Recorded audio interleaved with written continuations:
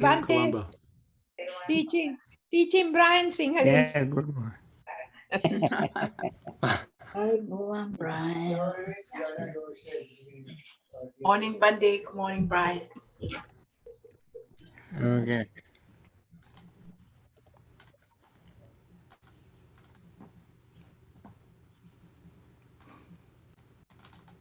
Very humid and hot today. Okay, Bhante. Okay, let us begin with the metta meditation.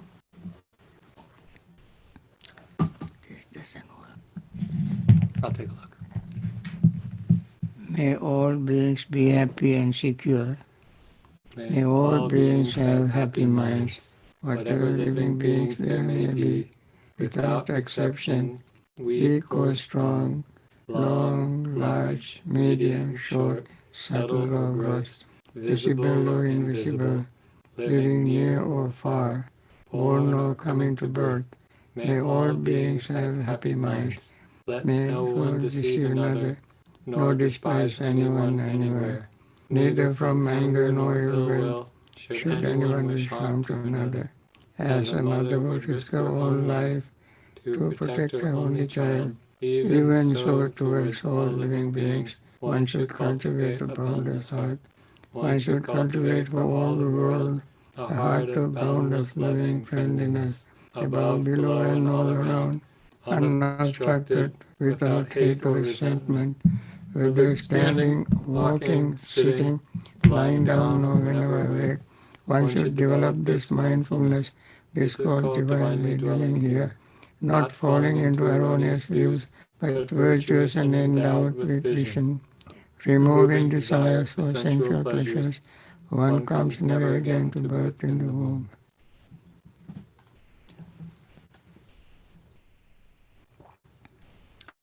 With this metta thought, let us begin our mindfulness practice.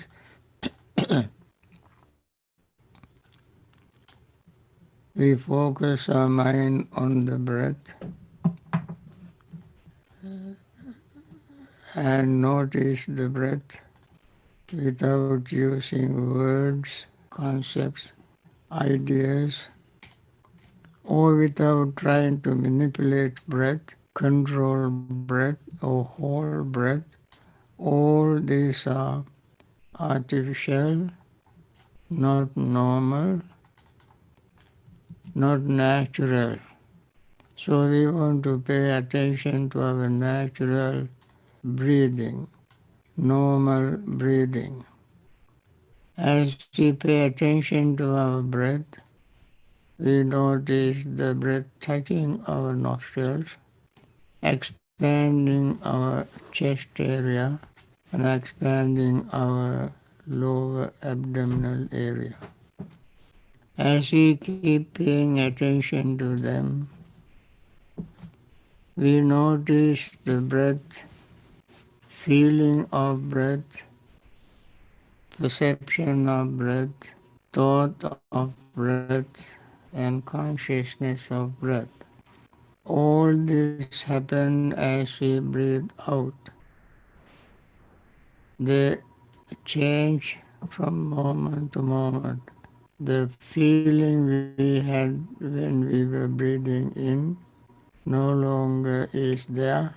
Although there is feeling, that feeling is the feeling of exhaling, not inhaling. Perception is there, that perception is the perception of exhaling. Thought of exhaling, awareness of exhaling, when we breathe in, now they are when we are breathing out. They all change. And as we notice their change, we understand the true nature of what we experience every moment. There is nothing to depress, nothing to be attracted to. They just happen and we notice as they happen. When this happens, we really become very equanimous, no agitation, excitement, and we let this happen. Whatever arises passes away. As we mentioned, independent origination. This is the nature of existence.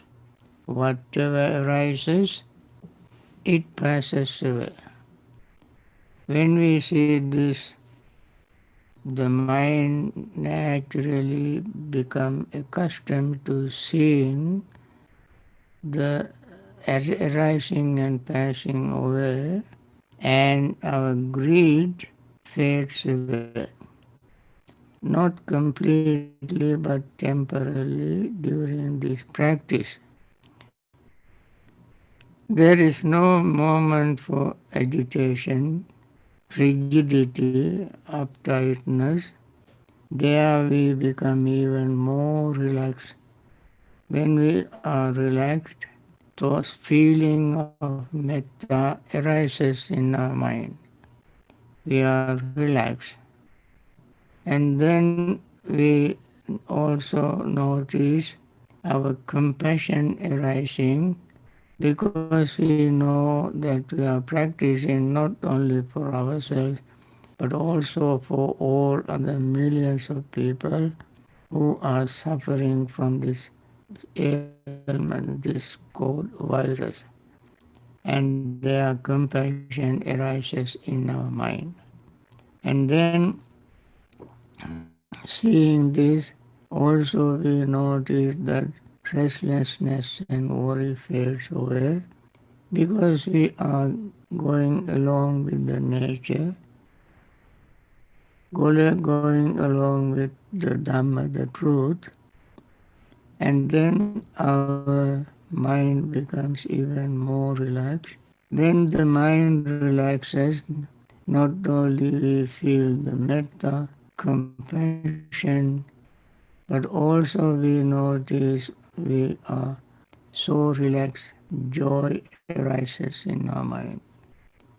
When we are full of joy, our sleepiness and drowsiness fade away. Not falling asleep, because generally when we are not mindful, when we are not serious, when the mind and body are relaxed, everything is going on very smoothly. The mind become equanimous. Some people fall asleep. But here, since we are doing all this deliberately, very serious state of mind, we don't fall asleep, and then joy arises in us, seeing the results. Also, when we see the results, positive results, our doubt about ourselves, doubt about the Buddha who gave us this method, doubt about the Dhamma, that is what we experience every moment, all disappear because the doubt arises when we don't know things. Doubt disappears when we know things. And this is what is happening in our personal experience. We understand, we realize, we experience the truth, the reality, then doubt fades away. Another wonderful thing that happens when all these hindrances fade away, the mind becomes very calm, relaxed and peaceful because the breath is calm, relaxed and peaceful. The body is calm, relaxed and peaceful. Then mind becomes calm, relaxed and peaceful and gain concentration. When we gain concentration, we can see the deepest, subtlest changes taking place in our body and mind. Friends, Only when we gain true concentration can we notice how many things, how quickly change in our mind and body. Words appears, thought appears, memory appears and disappear, and then the feeling appear and disappear. Inside our body, so many thousands of things are changing. Every part of our body is changing. It is because of this change that we exist. If it is static, it will rot and we cannot exist. So the body is not rotting but functioning smoothly because of these smooth changes taking place in the body and mind. Noticing this, we continue our practice.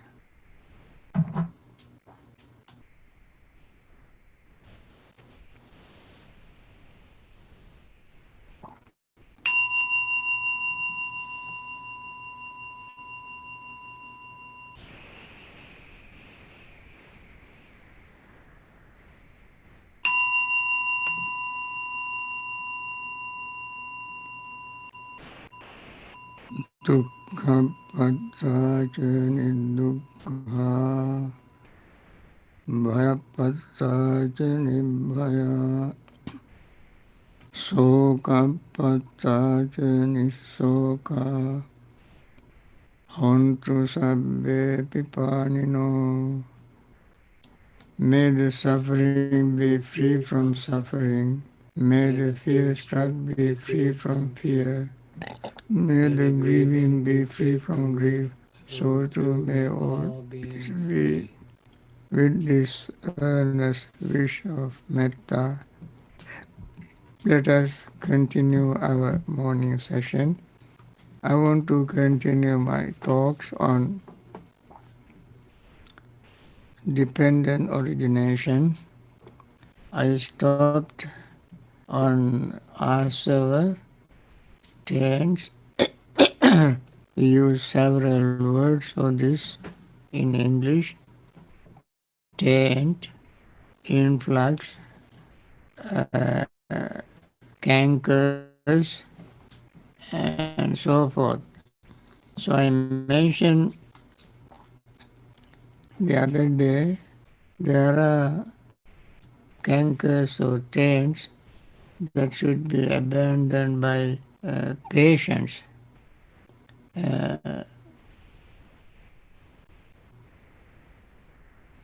One example I gave you is the Buddha's own example, and there are many such examples we can find from the lives of very great disciples of the Buddha, and even today in this society, any society, you find many examples of overcoming certain stains, desires, asavas by using patience. They can see in among themselves, and this is not something very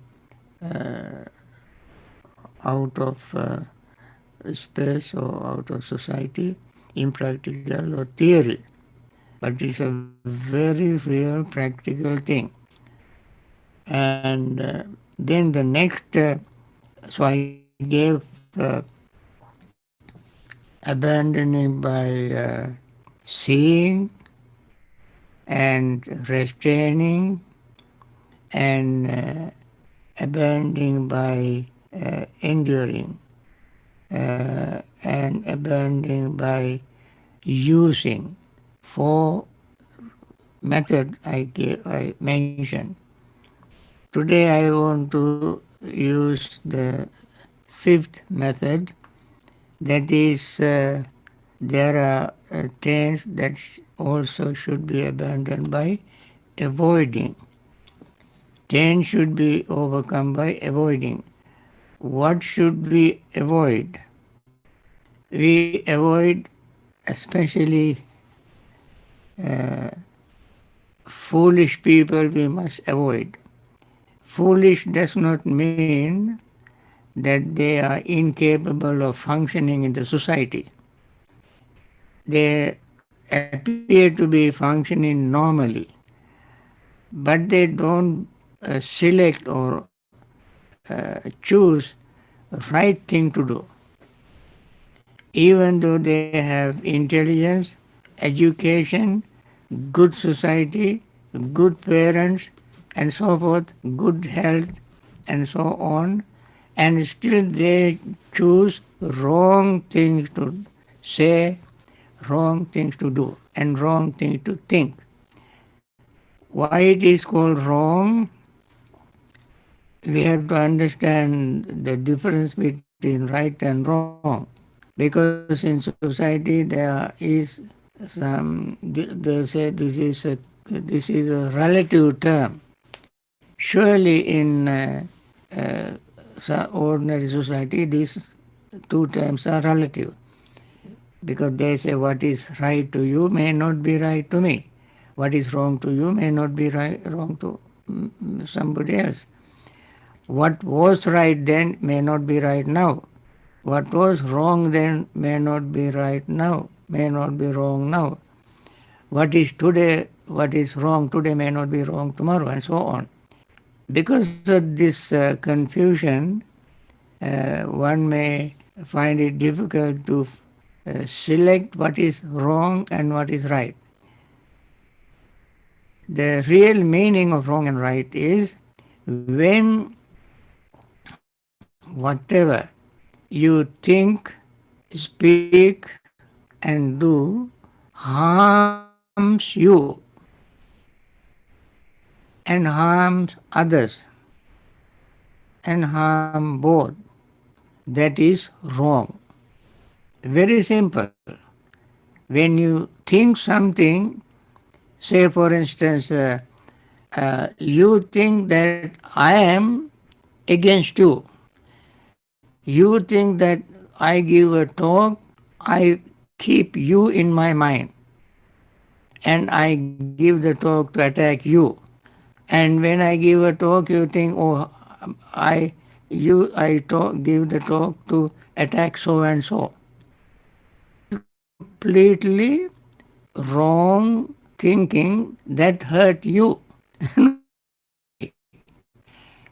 And also, if you implement that thought and go around and tell others, Bhante said such and such attacking me, Bhante did such and such attacking so, and you hurt others, and you harm yourself, you harm me, my name and reputation, and you harm others by gossiping or slandering. And you don't see that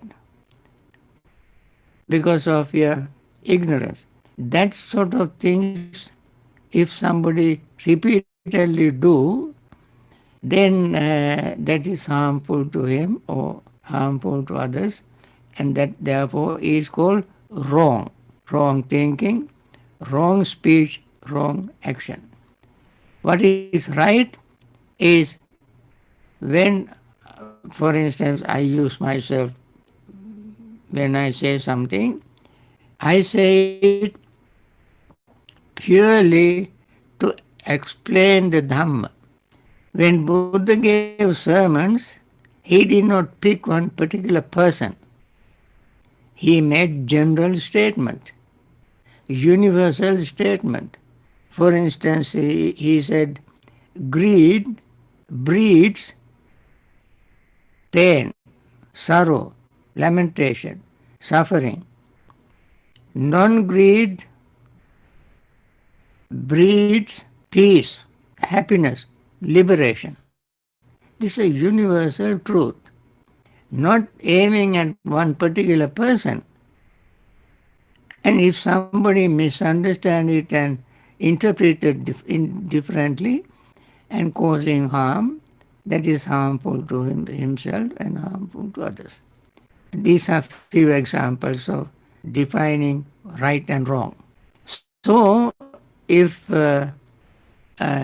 I associate with somebody like this all the time, it would irritate my mind. It would hurt my practice. And then I would not be able to continue my selfless service for the benefit of many because of this one particular person. And therefore, Buddha said that they are called foolish people. There can be some people like that. So avoid them, foolish people. And that is why Buddha said, not only that foolish people do things harmful to themselves, like drinking, gambling, and doing various wrong things, they hurt themselves and they hurt others. And therefore, they are foolish people. They have intelligence, they have good health, good society, good parents, and so forth. They have messed up their mind and do wrong things, and they are almost incorrigible.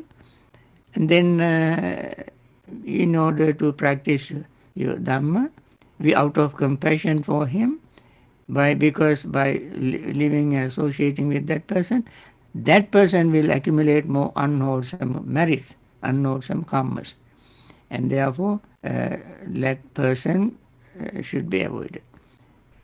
Thereby, my desire, craving, ignorance, and my anger also will subside. Another thing is to avoid wild, harmful animals, venomous snakes, harmful animals. Even though we may practice metta, we may be very gentle and kind, but those animals are hungry. All they know is that they are hungry, they want to eat. So I become an object and become a prey to them, and they will eat me. Knowing that, no matter how much meditation I practice, how much metta I practice, I must avoid those animals so that I will not have fear, tension, anxiety, worry, and so forth. Reduce the asavas or kamasava, bhavasava, agyasava, desire to live, desire to re-exist, and ignorance, and so forth. These are asavas. We can avoid all of them by avoiding such places. And also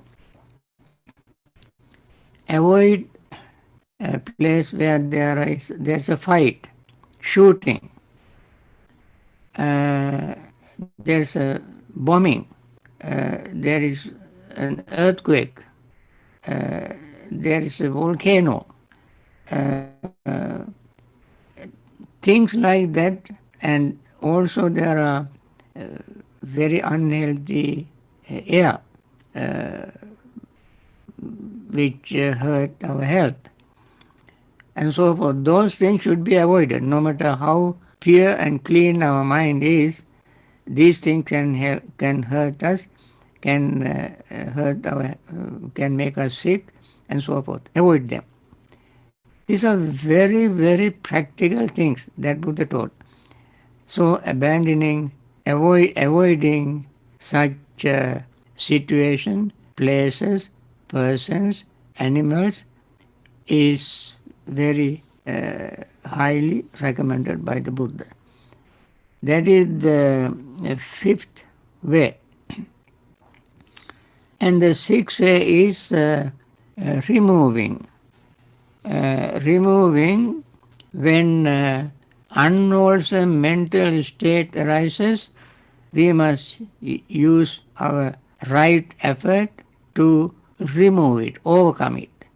That we already have discussed. There are 4 types of effort. We practice the first effort to overcome. Another effort, first effort to prevent, second effort to overcome, third effort to invite wholesome mental state, fourth effort to cultivate and develop those mental states.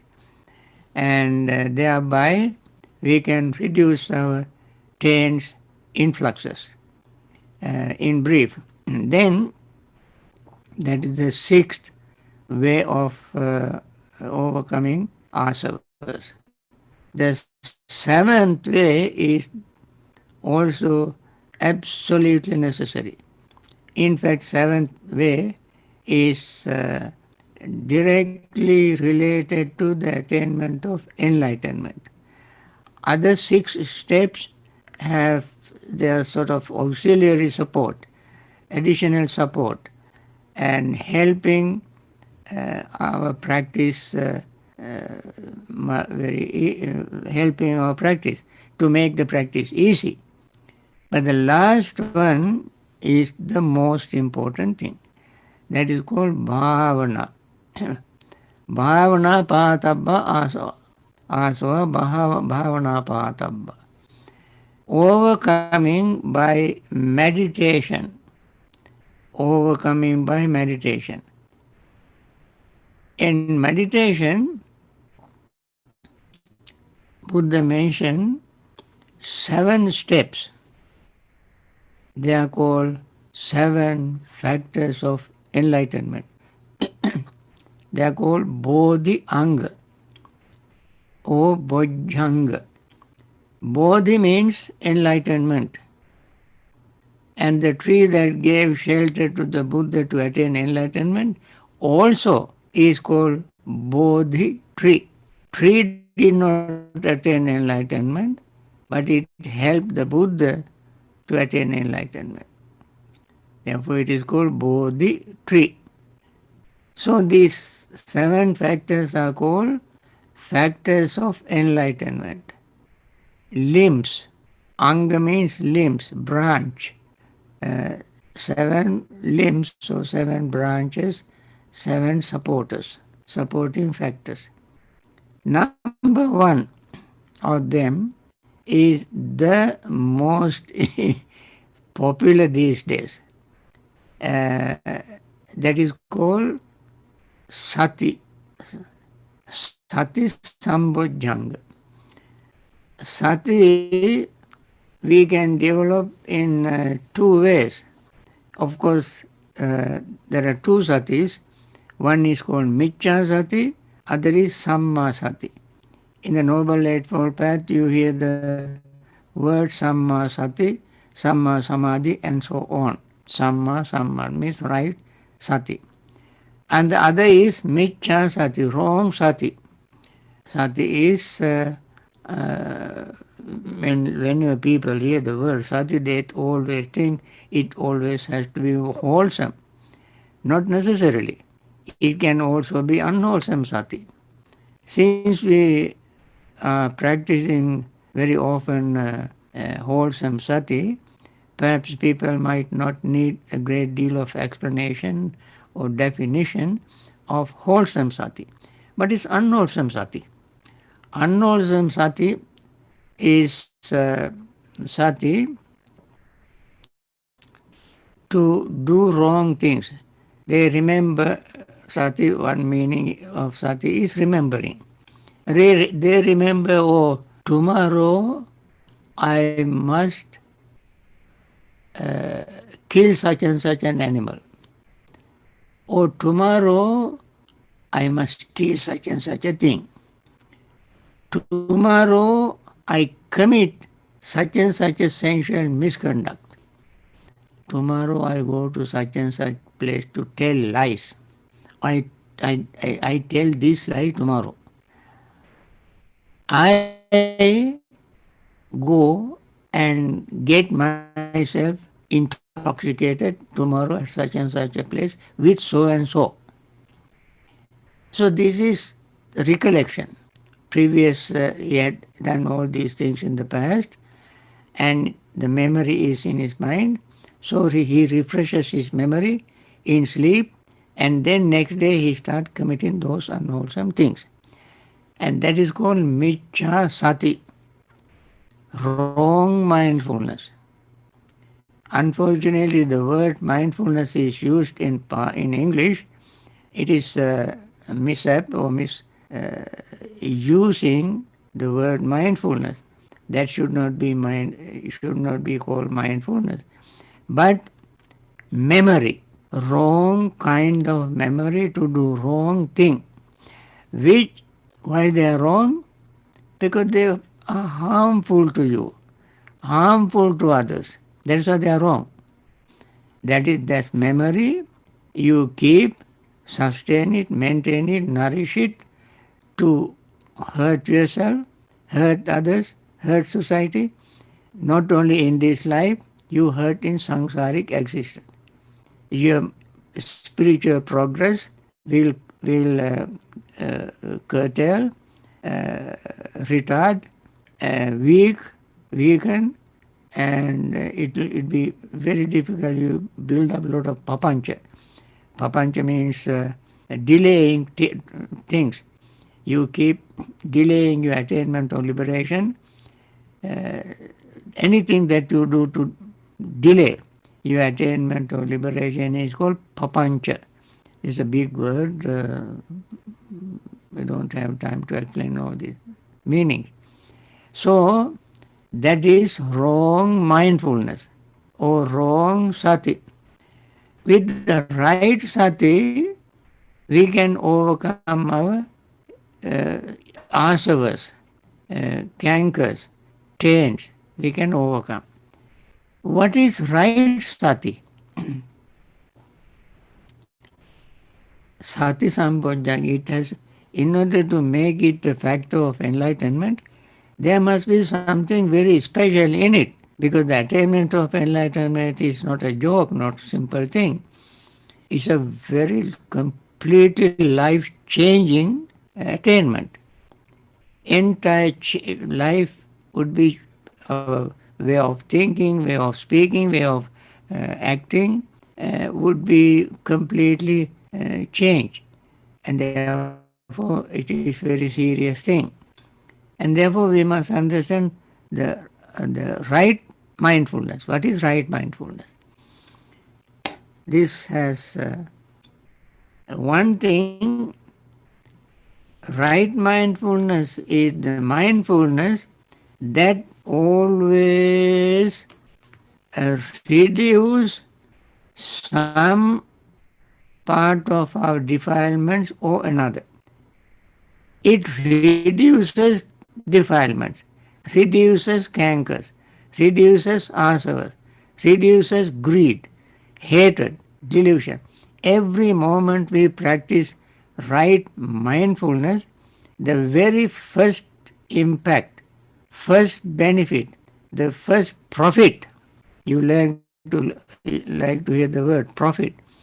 In the profit priority of your profit, the first is reducing certain amount of greed, hatred and delusion. If you practice mindfulness for entire life, thinking that you are practicing mindfulness, focusing mind on the breath all your life, and have not reduced one iota, one point, 1 degree of your greed, you have wasted your time not practicing mindfulness. So then what else? When you practice mindfulness for 1 minute, 2 minutes, 3 minutes, that mindfulness will add up to your attainment of liberation, what do you call, account. The practice of mindfulness you don't have to do sitting in one place all day long, all night long, and all your life. You can practice mindfulness anytime. Anytime when greed arises, you become mindful and let it go. Let it go. And anytime you do this, then the mindfulness account will increase. Mindfulness basket will will will have little more mindfulness. And this is how you keep practicing mindfulness.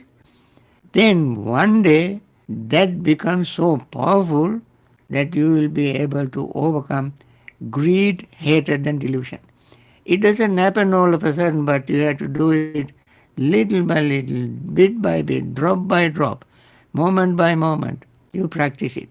Then that will become a large, big amount of mindfulness. And this is one way of overcoming the cankers or taints. So we try to practice mindfulness. What are the objects of mindfulness? Objects can be anything. That as I mentioned yesterday and several times, anything that exists that we experience in our life, we can use as object of mindfulness because everything is clearly marked, unmistakable mark is there, unmistakable marks are there in that particular thing. What are the unmistakable marks? Anicca, number one. Very clearly, big in big letters. It is marked. Anicca, impermanent, impermanent, impermanent. Very clearly marked. Unsatisfactoriness also in big letters. Everything is marked with unsatisfactoriness. Everything is marked with no self in big letters. So when don't open your eyes to see these big letters, close your eyes. Like that's platypus. Platypus is an animal that when he wants to catch a prey, he approaches the prey certain proximity, certain distance, and he closes his eyes. When he closes his eyes, third eye open. He has a third eye. What is third eye? Electric current will discharge from his forehead, and that stuns the animal, and then he goes and catches. Similarly, when you practice mindfulness, if you keep eyes open, eyes bring so many things from outside. Ears bring so many things from outside. Nose, tongue, and body and mind bring so many things. And mind goes here and there. If you are mindful, even those moments you can use as a part of your meditation. But most people are not that disciplined, train their mind to use all these things as part of their mindfulness practice. Therefore, we recommend people to close their eyes. Close their eyes. It is just like there was a very famous monk, very learned monk. He had 500 students in his class, so popular. Probably he might have to use the Zoom or loudspeaker, but he might have a good big voice. Anyway, he taught 500 students. They love him. He's a very wonderful teacher, explained Dhamma very clearly. His knowledge of Dhamma is also very great. He has like a photography memory, anything he can remember. But the Buddha called him empty. His name is Potila, empty Potila, empty Potila. This monk said, "Gee, I know so much. I'm so popular. I'm so famous. I have so many students. The Buddha called me empty-headed Potila." He was very wise. He did not get upset. He thought, ah, Buddha wanted to teach me a lesson. So one day after class in the evening, without telling anybody, he took his alms bowl and the robe and disappeared. Went to a forest, and there he found 60 young monks meditating. And he went to the oldest monk, and he paid respect to him and asked him, please teach me how to liberate myself. That monk said, Venerable Sir, you are so great, so famous, you know so much. We also learn Dhamma from you. Please don't embarrass me. Don't embarrass me. Go to the next one. He sent to the next. So he sent also, he sent him to another young one. Then he sent to another young monk until he reached the youngest novice monk. Youngest one. And he did the same thing. He said, Venerable, please teach me how to attain liberation. He said, Venerable, he repeated the same thing as the others said. And said, Nema, I will do anything you ask me to do. Anything. Okay? This novice monk said, okay. There is a little, what do you call, little pond full of mud. Get into that. He was wearing very neat, good robes. With all these things, he got into that. As soon as he got into that, this young monk said, the Venerable Sir, I ask you one question. Suppose there is a iguana that goes into a ant hill. In the ant hill, there are 6 holes. How can he catch this iguana? Because there are 6 holes. Then he said, he understood, he's a very intelligent monk. He said, I have to close 5 holes and keep one open. And when the iguana comes out of that hole, I will catch him. This novice said, Venerable Sir, you got the message, come out of water and pay attention to your breathing. Close your eyes, ears, nose, tongue, and body. Don't think of anything. Focus your mind on the breath. Then, slowly and gradually, this monk, he knew so much Dhamma. He doesn't have to think of anything, everything appears in his mind very quickly. Every place where the Buddha taught of impermanence, unsatisfactoriness, and selflessness, he remembered very clearly and he saw it happening within himself. Surprisingly, he attained full enlightenment. And then Buddha said, you are, after that he did not call him Tucha Potila, empty-headed Potila. He called him, my son, you are good Potila. Because Buddha saw him attaining full enlightenment by practicing,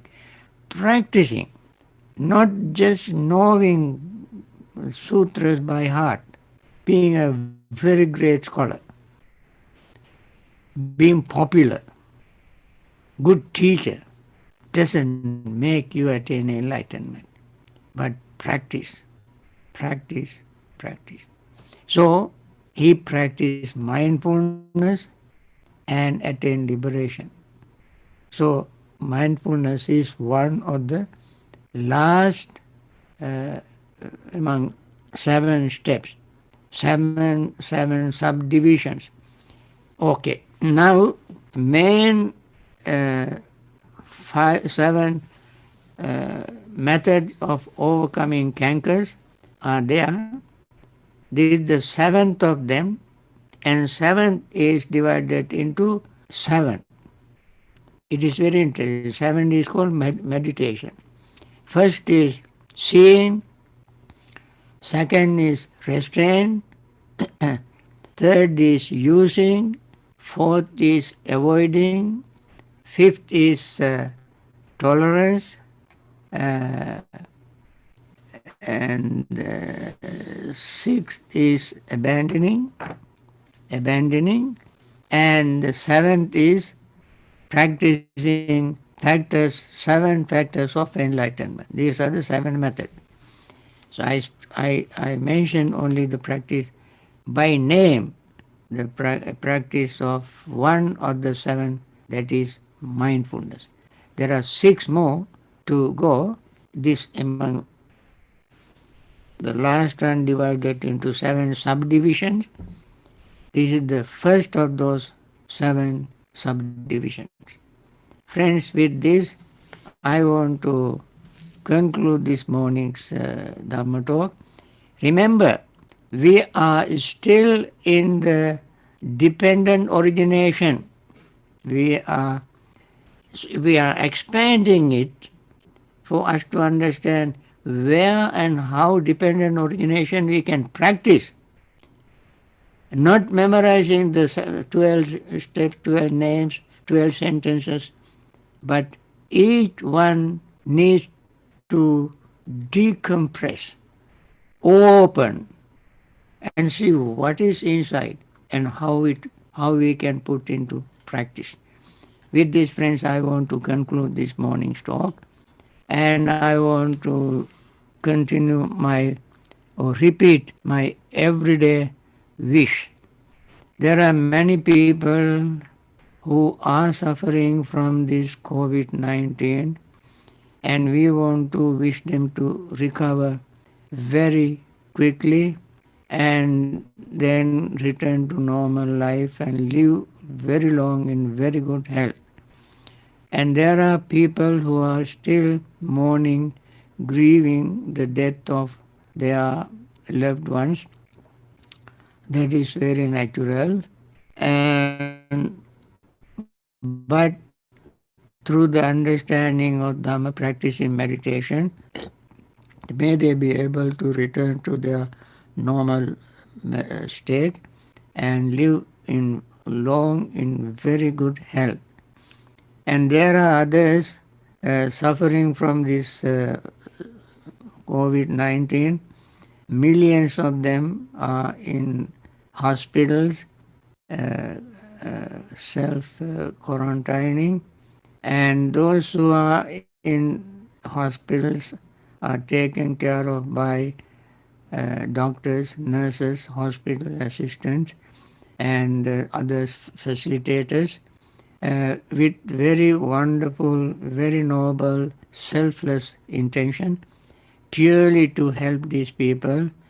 We want to wish them to have that wonderful state of mind and continue their service, selfless service, noble service, compassionate service in very good health. And there are people who are supporting them in many ways, like us wishing, praying, and reciting, chanting, and so forth. We want to wish them to continue their very noble, intentional work. And there are others who support them financially and other material things, and let them continue their very generous, selfless, noble service. And there are leaders some leaders have done wonderful, marvelous work, giving very right leadership to reduce this COVID-19 in their respective countries and societies. And there are some other leaders who unfortunately don't have that kind of attitude, and we want them to be very wise, compassionate, understanding, and insightful to make a right and wise decision for the benefit of them and others, and to reduce and overcome this virus. And with this very sincere earnest wish, I want to end this morning's session. Thank you for participating.